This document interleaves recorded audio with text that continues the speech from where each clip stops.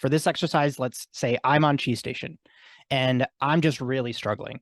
And the specific problems that I'm dealing with in this case study is keeping up with that moment in the middle of service when the first seating is getting cheese and I have a couple of like veg cheese courses going out at the same time.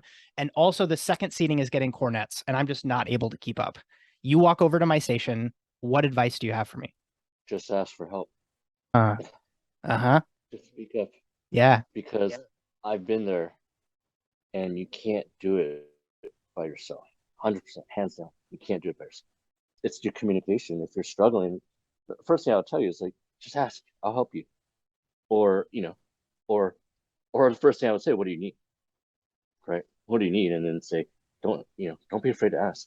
It's okay. It happens. Right? I love it. I don't think it's ego, but you're just too scared to ask for help because everyone else around you does it, or like you don't want to be Mm, the guy that always needs a hand or something. I get it. I was there and you are scared. But that's what teaches trust, or that's what it's not like you're the jerk that's just standing around going, oh wait, I need something. If you're trying your hardest, everyone's gonna notice that. No one's gonna deny you of that.